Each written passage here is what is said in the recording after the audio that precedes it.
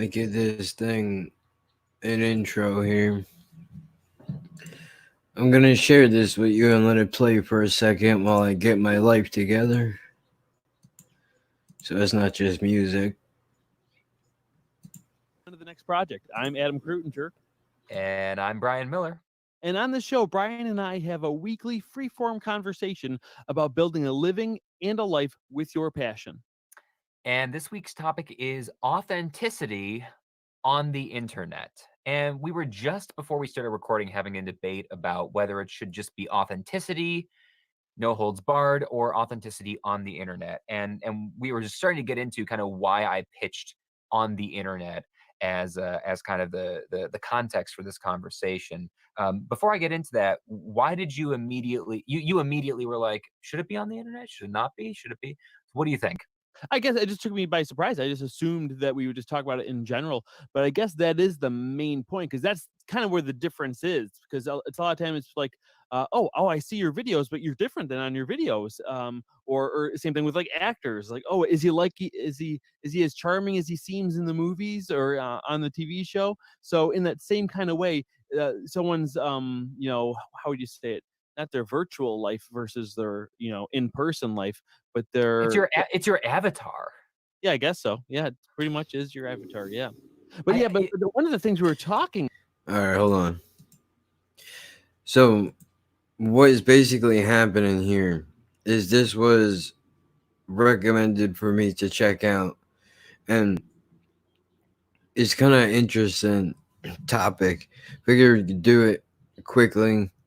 We don't have to go for a crazy amount of time. Just try to cover it and be done with it.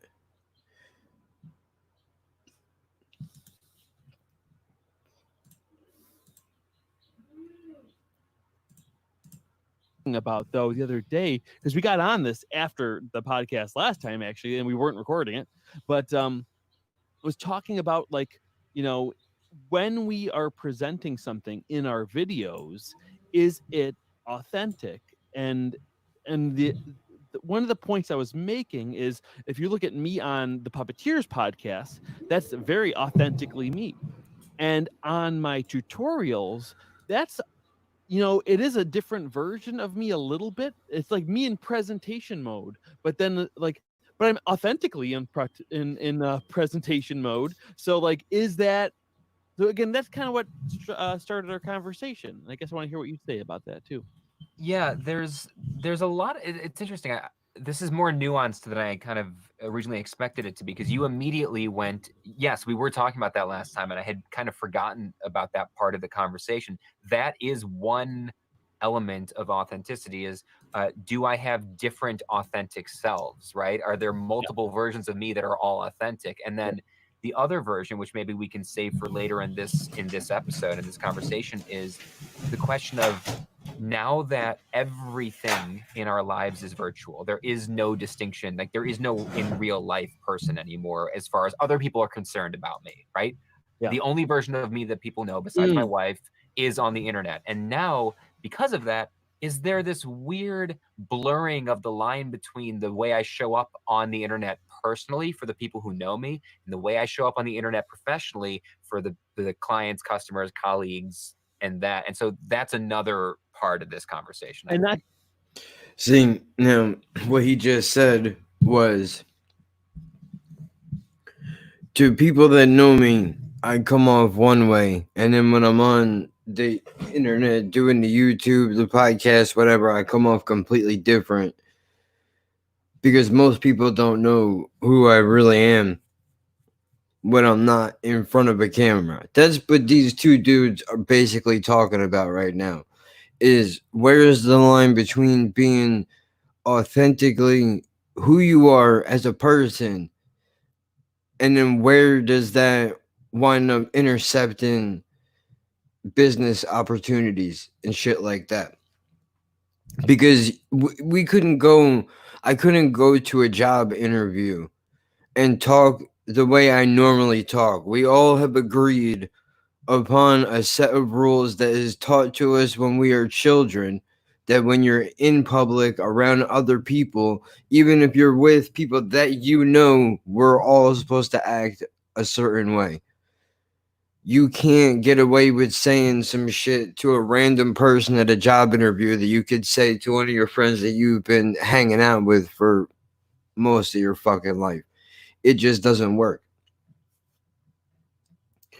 So I guess the argument that they're making back and forth is what is authentic and what isn't. Is that person that you're being when you're at a job interview, is that part of who you really are, or you put it on an act when you're around people that know you trying to be somebody else? Are they all different parts of your personality?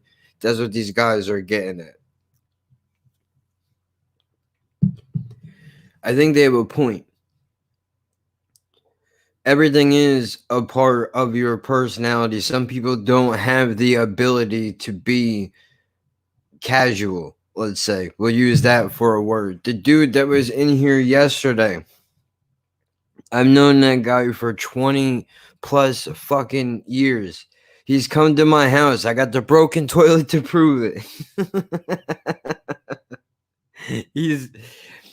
I've known him for a long time. That dude says whatever is on his mind, and there's shit that he will hold back from time to time, but mostly he is just that person. No matter what situation you put him in, he's going to act that way. Whereas Jen is kind of the complete opposite of that, and she's overly nice to people for a long period of time, holding back. Not that she's a dickhead usually. I'm also honest. No, but you're overly nice for far too long until you're forced to be blunt and to the point. You mean like a cunty bluntness. Yeah, but that's still part of your personality. That's who you are. It doesn't mean that both of those people don't exist in the person that is you. It's just you turn it off and turn it on, I guess, as you go, if that makes any sense at all. It probably doesn't. That's why I'm a psychopath.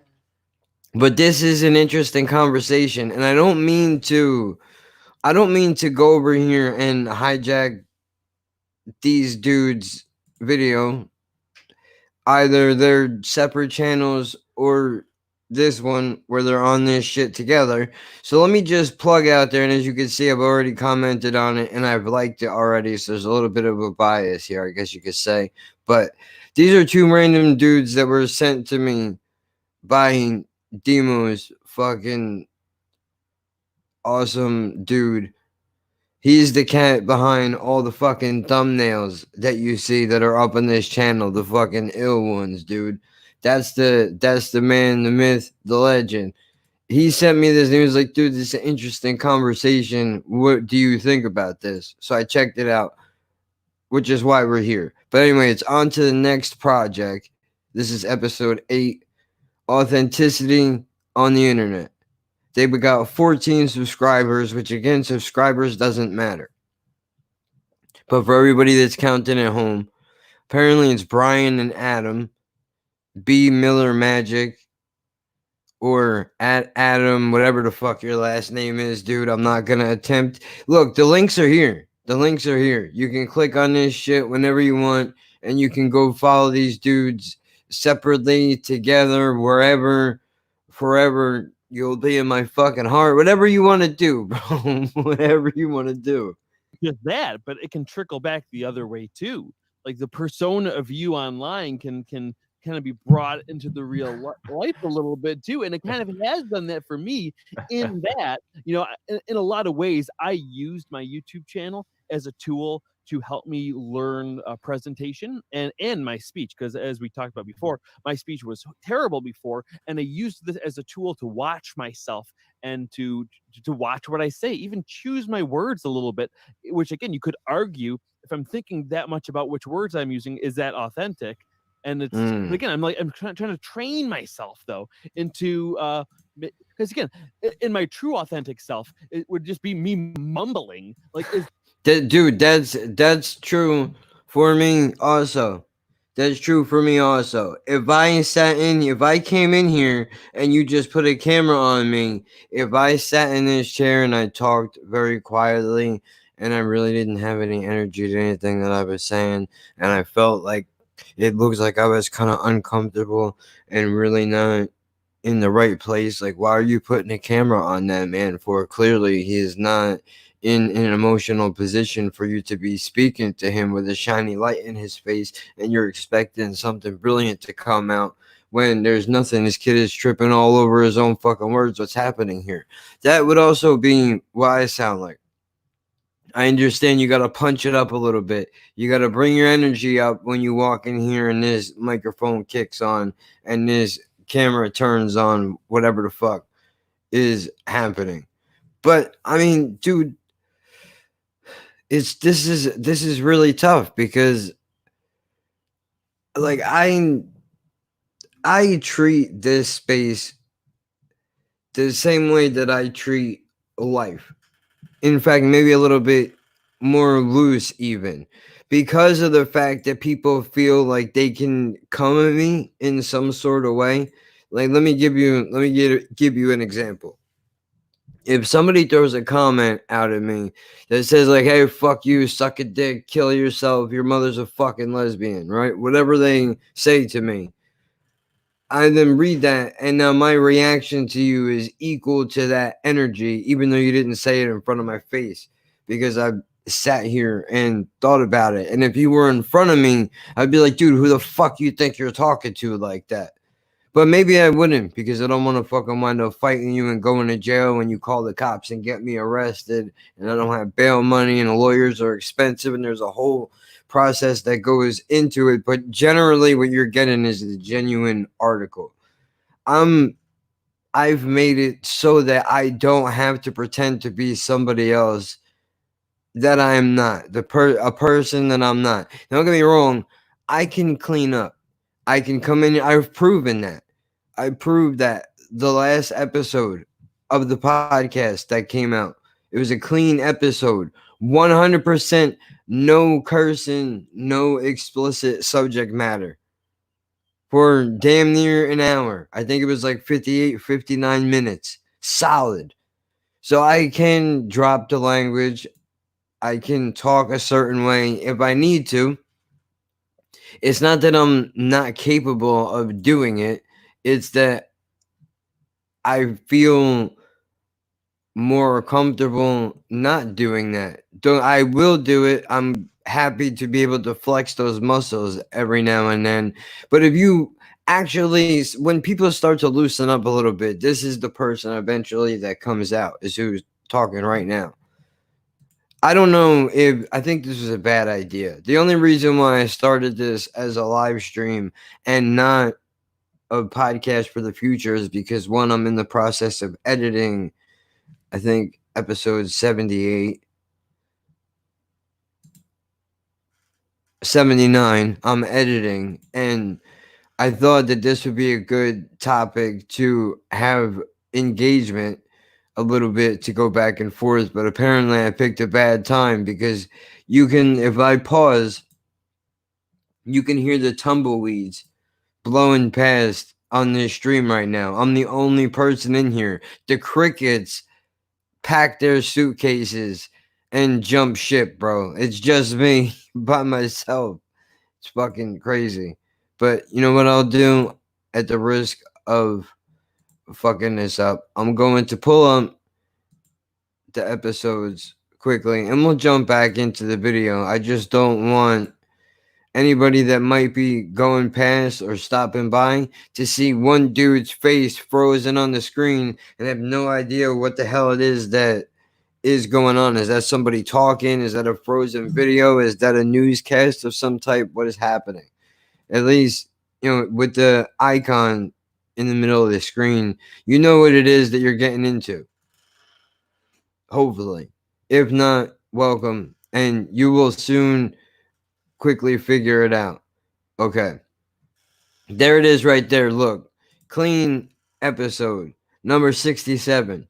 You can go pull that up right now and you can see it for a fact. That's not the way that the podcast is usually done, but you got to flex that every once in a while. Then you can go to the complete opposite of that, which is an ignorant rant, a hot, insulted, passionate mess, a PR spinner's nightmare is this ignorant freedom. And it's ignorance because that is going to eventually be a branch that will slide under the umbrella that is the Laughing at Birds podcast as an entity. Right, but this is the complete opposite of the clean episode where I'm cursing, I'm throwing insults out there, talking about political shit. I'm talking about the country, the people that are in it on both sides of the political spectrum. I'm talking about all kinds of crazy shit that I have no business talking about. I'm going to have to rewind this later. Yeah, dude, I mean, it's going to be a wreck when you pull it up in the beginning because I feel like this is not going well for me. I don't feel like I did a bad job of trying to explain what it is that was trying to do. But this is the exact opposite of that. And that is also who I am. The person that I am is in between this person who is angry, frustrated, no bullshit, accepting if you don't want to have an open conversation and go fuck yourself, human being, versus a well-balanced, mindful mouthed,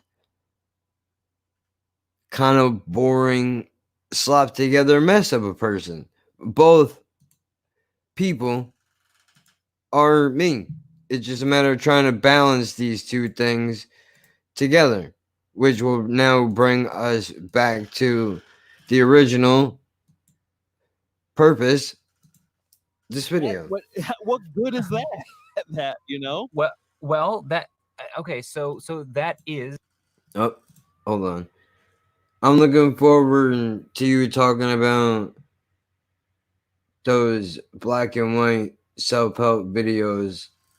They are so clean too. Oh shit. Yeah, that's coming out. You can circle your calendars. I called it the 40s. That's episode 71. And it's coming out in May 16th. Saturday, May 16th is when that one comes out. Before then, we got the disabled draft, which I mentioned yesterday.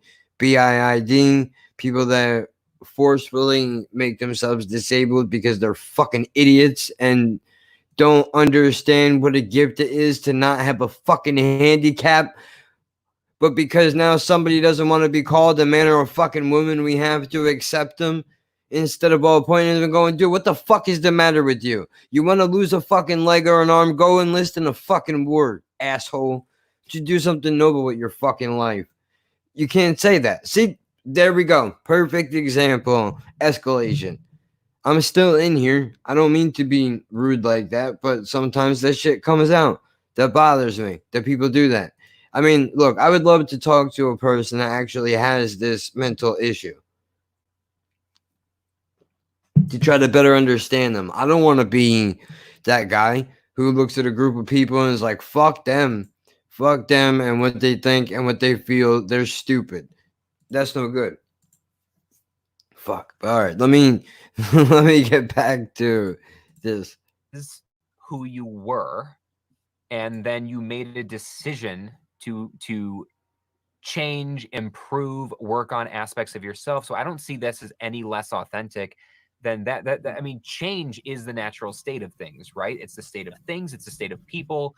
It's the state of the world. Something is always in flux. It's always in change. And so whether we get to choose to be intentional about that, because we will change whether we want to or not. And the question is, I think, do we take control over that? And so you decided that in your attempt to be a better virtual presenter, a better person on camera, you decided to make an intentional change in your life. And there's nothing inauthentic about that.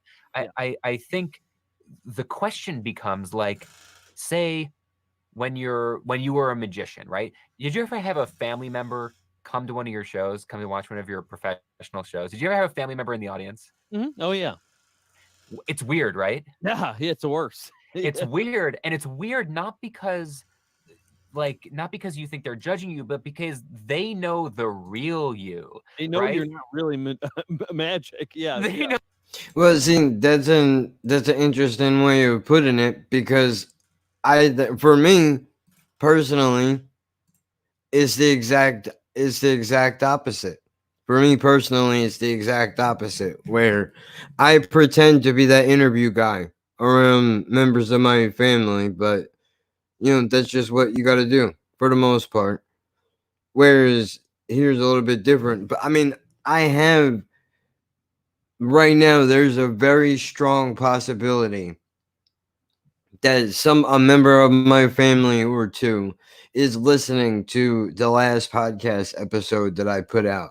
And I don't know how long they've been listening for, but I've had one of my cousins actually at his sister's wedding come up to me and tell me that when he does listen to the podcast, he thinks it's fucking hilarious, and keep doing it the way that I'm doing it.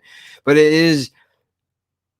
is wild to have somebody listening in for a second. It's almost like if somebody comes up behind you in the summer and dumps a cold bucket of water over your head, and you're hot and sweating. For a moment, your system is going to go into shock, and you have to get used to the idea of, okay, well, they're listening, but I have to continue to do what it is that I do. They're listening because they enjoy that, not because they want me to change and be some type of person. It's the one advantage to doing a podcast or a live stream when you're not in the room or around other people physically. It has its drawbacks and its advantages, but that's one thing. I got wrapped up in what I was fucking saying, and now I lost it. Well, okay, the advantage to having people in a room would be that you can read their body language and their social cues and shit like that. Whereas if you're talking to somebody on the internet, you lose that. At the same time, if it's just me sitting in here, I'm able to kind of expand a little bit more on what it is that I'm thinking. I don't have to worry about rushing to allow somebody else to get a few words in or feel like I'm dominating the conversation, because at any point you all can throw something in the comment section and I can read it, and then we can naturally, in an unnatural way, naturally continue to escalate the conversation. Know you're not really magic, and they know that you're not really quite that clever or quite that yeah. quick in the real Kinda world. Like, for magician people would get this. Like Michael Amar in one of his videos Hold on, I'm gonna let this play for a moment. I'll be right back. talked about how a lot of magicians like they turn on in the magic mode, and that's what he wanted to stop doing and making it more. And that's kind of Garrett Thomas's way of doing things too, and to kind of blend those two, your real personality and your authentic self, with the performance. yeah, okay, and Rather than being a showman. yeah, and so here's the translation for the average person right now who's listening, watching this, who has never been, who's just getting into really creating their own videos. Maybe you've been watching YouTube for a long time, but now because your job is forcing you to have, even if you're just video conferencing for meetings, maybe you're choosing to make videos now for your work because you have to, there's no other way, and you've never had to deal with this before. Here's my favorite example. I remember probably the first time I ever did I was ever a guest on a real TV show. I remember it felt like a big deal. Now it's so silly because everybody's got their own TV show in their living room, but it used to feel like a big deal. And I was young. I was probably like 17, 18 the first time as a magician. They invited me to come on. And I remember watching the hosts be real people. And then all of a sudden it was like, okay, guys, we're rolling in 3, 2, 1, boom. And now today's the and you were just like, what the hell? And what's funny is that I remember thinking, wow, these are such phony people. And now I don't think I agree with that assessment. I think they were being the authentic television reporter, the reporter that you, the audience at home, expected to see when you Mm. turned on your TV. You know what I mean? Yeah, yeah. Again, that kind of harks back to the question though. Like, but is that authentic? You know, and again, I can kind of see the argument for both. That yes, it is being, in the same way that you talk to your buddies differently than maybe you talk to your family. In the same way, Mhm. we have these different almost masks we wear, but they're not really masks. They're just, well, they are masks, but they're other masks of us. It's just the Oh, different versions of ourselves. and now I'm just thinking of the scene in The Mask with what's his name, the guy from Ferris Bueller, what's a famous guy, where he was just like, we all wear masks, Oh yeah, metaphorically speaking. yeah. Metaphorically But speaking. Mm. but no, I mean, you don't talk to your grandma the same way you talk to your boss, the same way you talk to your kids or whatever, right? I mean, the same way you talk to the barista, and I guess sometimes, and I've written about this before, I ask myself, are we really talking about authenticity or are we actually talking about consistency? And I think sometimes when we think about authenticity, what we really mean is, are you showing up for a particular group the same way over and over and over again? It doesn't Mm. really matter if I'm my authentic self when I record a YouTube video, so long as it's the same person the audience expects to see that they saw last time, right? As long as I keep showing up in the same way that they expect, because that's See, that's a problem. What? Where's the 20?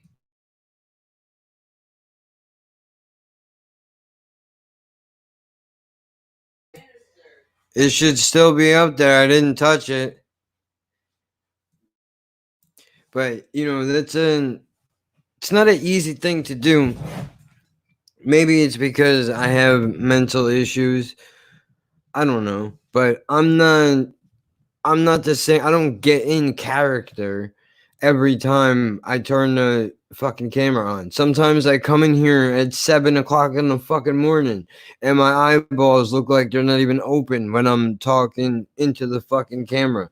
Other days it's like right now where it's in the middle of the afternoon at 6:13 at night and the sun is just setting and I'm a little bit full of energy and I feel good. So this is what I'm gonna sound like. But I mean, I understand what the dude's saying. that's like the implicit Oh yeah, that's agreement. more about like meeting expectations rather Yeah, than you being authentic. right. But what I'm saying is, is the question, is authentic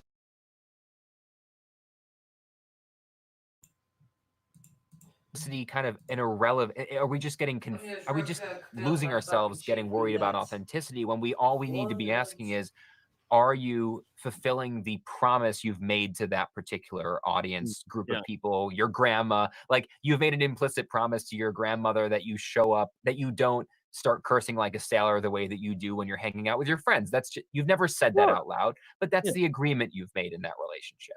Yeah. Depends on the Yeah, kind and of I guess, family you the one have, thing I though. guess I'm just stuck on, and I'm wondering, and I thought I knew the answer last time we talked about it, but at the end of the conversation, though, it completely changed my mind as I truly asked myself, me on the podcast, I would say like is my more so my true authentic self, and me in my tutorials, and I was making the argument that is also my authentic self, but they're different. And then I'm Mhm. wondering, like, but is it though? Like me in presentation mode, me as an instructor, as a teacher, at presenting something, is that still authentic? But then again, some people teach in a more authentic way. So I guess that even though I feel like I'm being authentic, maybe I'm not. I don't know. Well, I actually don't know if I am. I I'm probably not if I'm wondering, right? I mean, I think this is why I just brought up the consistency thing, right? Is Yeah. that you decided at some point in time that the way that you wanted to present yourself in a teaching environment where you're an instructor in Mm, some capacity, whether it's in a classroom or virtually YouTube video, whatever, you've decided that the way that you want to present yourself is not the same way that you hang out with me when there's no cameras on, right? And so in that regard, I think it is authentic. It's authentic to the person that you decided to be in that situation. But I have a friend like that.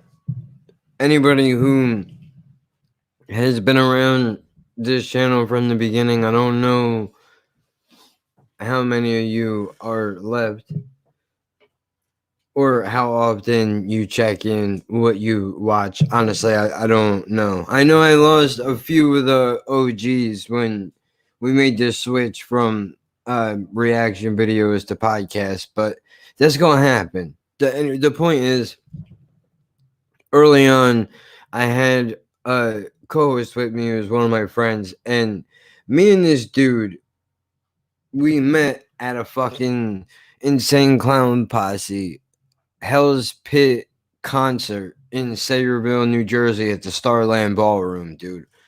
Didn't know the guy, never met him before, just happened to run into him, have a conversation at the concert, wound up giving the dude my number. He gave me his. I don't exactly remember.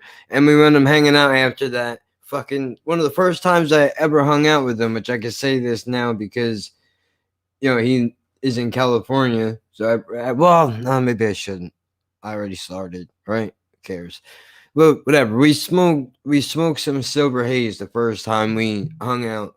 And it was cool. We realized that we had a lot of shit in common. And then slowly different parts of the personalities of our personalities started to come through. Like, let me give you an example. After a while, anybody who doesn't follow ICP, let me give you a little bit of history from somebody who knows people that are in and out of that circle. Sometimes I think they catch a lot of people at a certain point in their life, almost like the way the religion does. In the sense that if you're feeling low enough or whatever, you start listening to some shit to try to make sense of what's going on around you or feel like you belong to something. You find other people who value those same values, and then you wind up building friendships with them where the original base starts out being the music that you both listen to and enjoy from time to time. But then if everything goes according to plan and you start actually becoming friends, layers of that original foundation are going to be stripped away.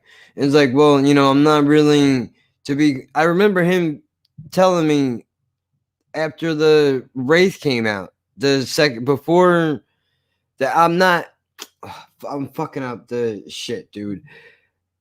Hell's Pit obviously came out after the Wraith did, right? That was like the end of the Joker's card, which is their big deal. If you look them up, that's what is probably going to pop up. They had a main set of albums called the Joker's Cards. We're not here to get into their fucking discography.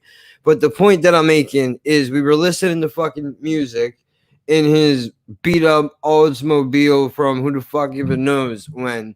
That thing was awesome. It was a boat piece of shit too at the same time. But that's how you rolled back then in the hoopty, man.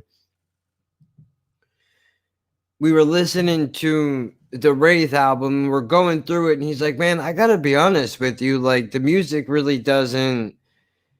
You're probably gonna hate me after I say this, but it's the truth. Like, the music really doesn't do it for me as much as it used to anymore. I think I'm just starting to change or whatever." And I can agree. I agree with that. I think that's part of the process I was talking about earlier. But even for a moment, he was relying on the original foundation to hold it together, but he had to take a chance to allow his authentic thoughts and feelings to come through and hope that I wasn't going to be like, oh, well, if you don't really like the music, then fuck you, because there is a weird cult vibe to their music, dude. Honestly, there are people that are so heavily fucking into it that you can't say a bad word about anything that they do ever, or they'll want to kill you for it. Not literally, most people anyway.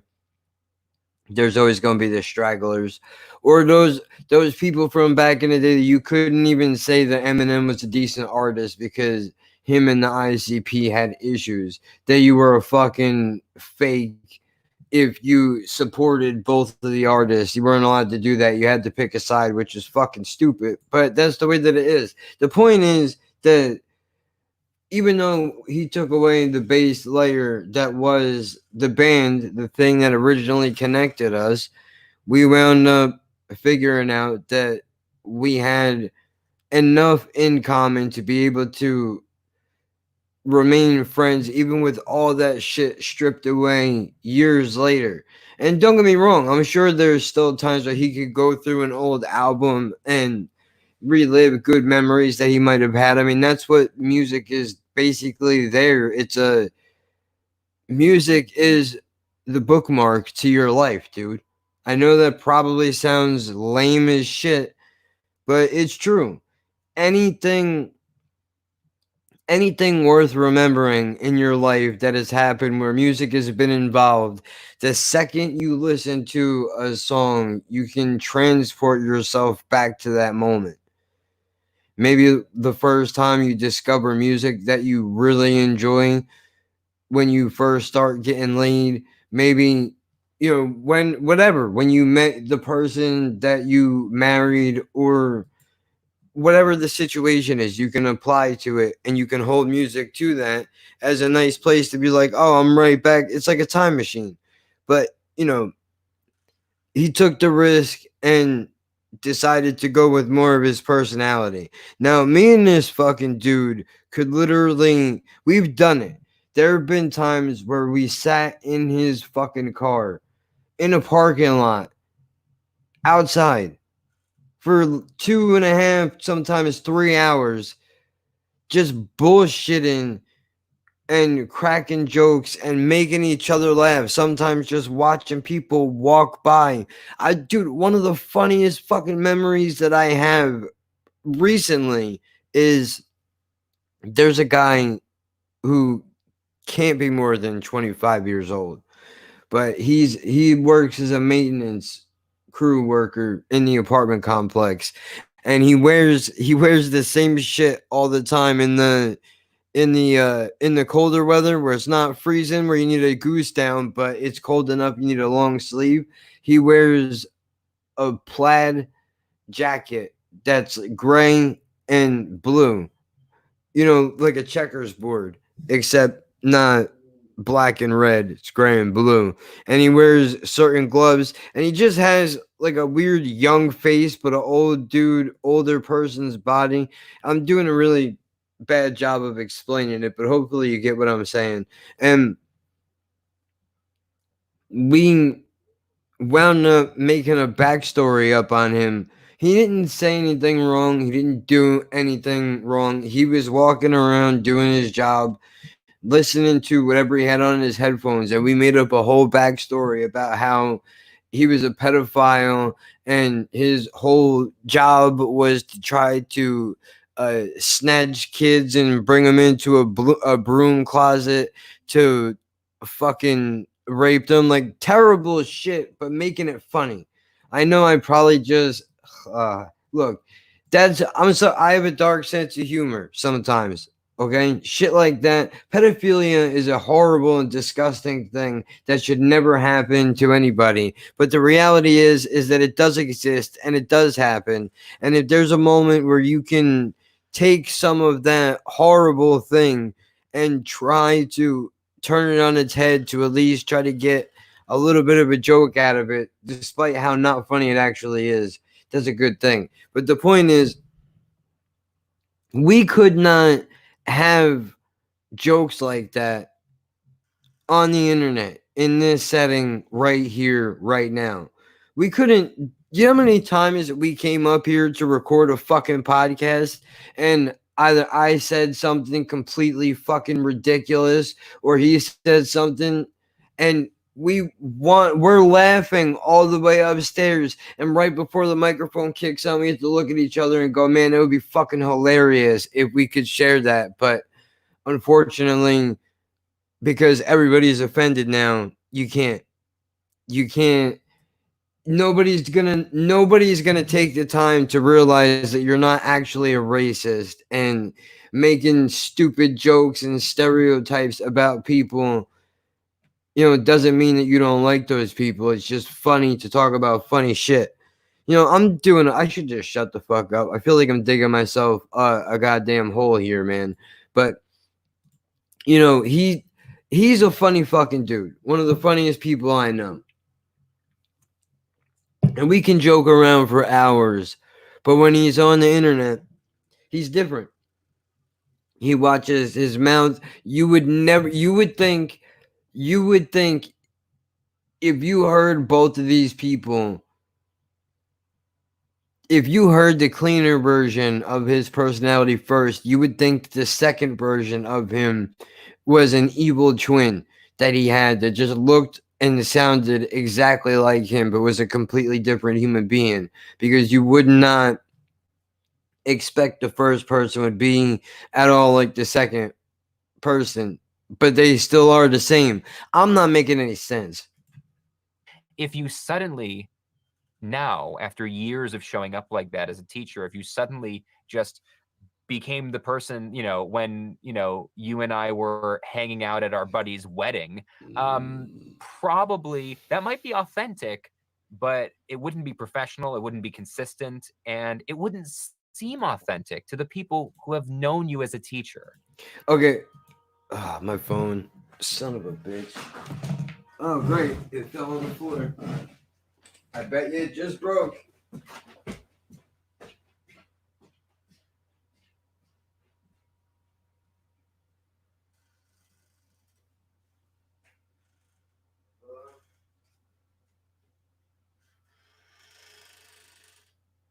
Whatever you want to do.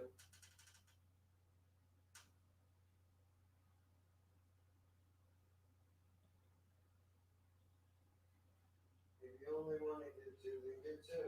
You can do whatever. I don't care. Yeah. Alright. Good. Fuck me. That just did a number even worse on my screen than it originally was, dude. As soon as I get paid, I gotta get a new one. They got a Pixel 2 on eBay for $43 if you need. Let's take a look. I know what phone I want to get. I don't know. Why am I yelling? I don't know. I'm sorry. I don't know why I got that loud for some reason. Okay. Share. I forgot to open a new tab. Where did you say it was? eBay Pixel 2. So we'll look at Pixel 2.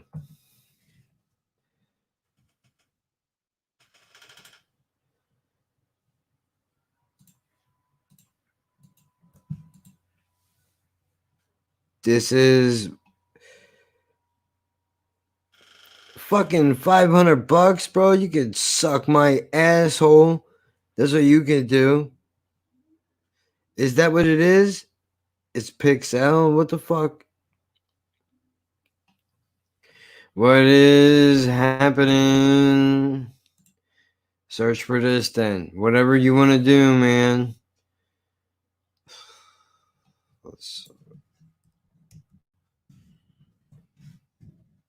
Even though I don't fuck around with eBay anymore. I've got jerked way too many times. I don't know where I'm gonna buy it from, but it ain't gonna be eBay, I can tell you that.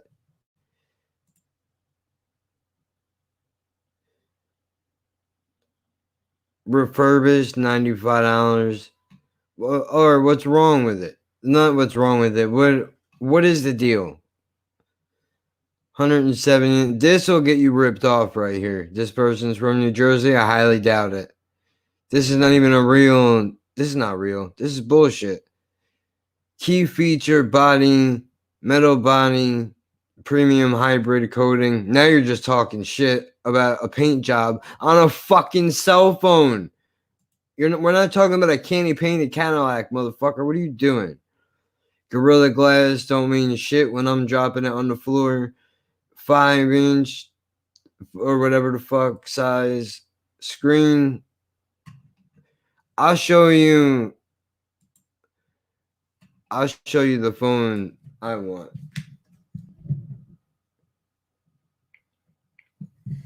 And I just realized when she gets back, I'm gonna have to go downstairs. So I don't know what the fuck am I doing.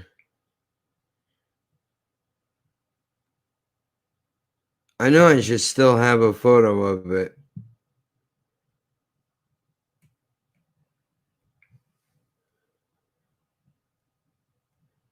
I didn't delete it. Yeah, there we go.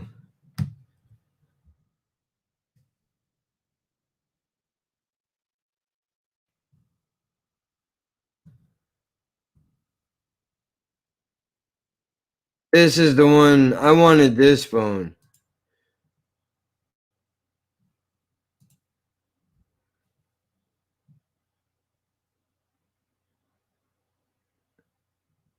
It's got buyer protection now. I didn't know that. Dude, bro, listen. I'm telling you, I haven't fucked with this shit in years, man. Like when I was doing my online shopping, PayPal was just starting to become a thing. Bitcoin was nowhere near happening, at least not on a mainstream level. Okay, when you talked about banking on the internet, it meant that you can call your utility company and give them your fucking debit card number to pay your bills. I didn't know shit. This is the one. I want this one. I'll tell you why. I like it. I like the front. The side buttons I have. What the fuck, man? Can I have the picture? I don't know why are you doing that? Can you see this? Let's make sure. Yeah.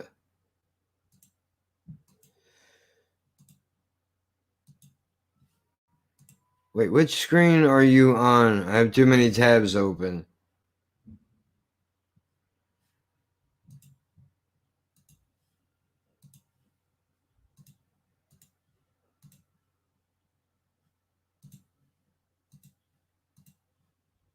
See, look, you got the 2 buttons right there. I like that. 16 gigabyte memory, up to 400 gigabyte micro SD card, which, okay, that's all right. As long as we can put a card in it, that's fine with me. 8 megapixel camera, front 5 megapixel facing camera. That's not bad. 5 inches or whatever the fuck that means. Display screen size. Includes USB cable. User manual, SIM card. How come I can't? Let's read the description. Easy to use Galaxy smartphone designed for your lifestyle. Shoot and share on a simple camera. Plenty of storage. See different designs comfortably. Blah, blah, blah. HD screen. Browse, stream on the go. I like it because this is basically the same model of phone that I've had for years, except for years I've been buying LG.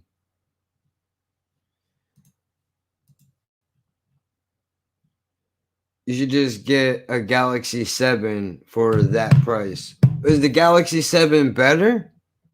I don't know nothing.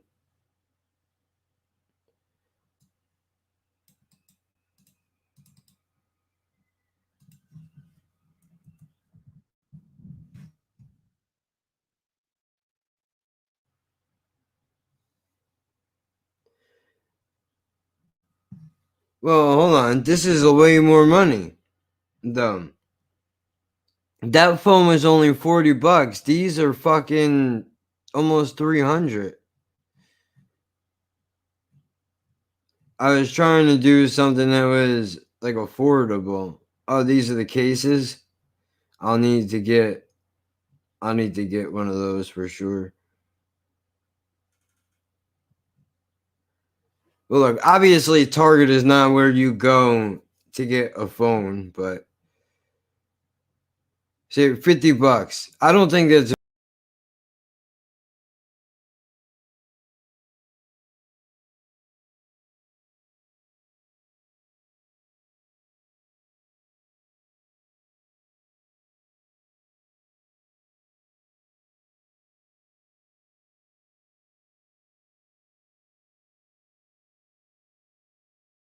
I hit the wrong button and I knocked myself out of my own goddamn thing here. That's no good.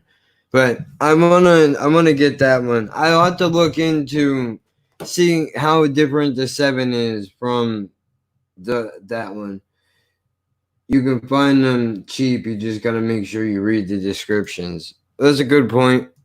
I will definitely make sure that I do that. But I mean, I'm not gonna be able to get anything until next month anyway. I still gotta pay. We gotta pay the last of the security that we owe for moving in here. I gotta grab an extra pair of shoes just because these ones will be starting to wear out soon, probably, and grab a new phone. It's a lot of shit to have to do. But look, we can jump back into this video. I wanted to do a quick hour. I actually have meatballs in sauce on the stove right now, slow cooking. I have to make some pasta. We haven't eaten yet, but I'm starting to get hungry, so I want to do that. But anyway, look, I'll catch up with you guys later. I wanted to just pop in real quick and go over this. Appreciate the suggestion for the topic, dude. And I definitely would like to expand on this maybe later on tonight when everything gets less crazy and everybody's had a chance to eat and chill out and all that bullshit. But for now, I'll catch you later. If you have not already listened to it, Lavender Birds podcast, Anchor, iTunes, Spotify, a bunch of other podcast platforms. Episode 68, Comedic Arts, is now streaming. The Clean episode 67 was last week, and Shingles is next week. So tune in, be there, or don't be square, dude. I don't know how to end this, so I'm just gonna go. Goodbye. Or not. I'm gonna press the wrong button. Now I'm going.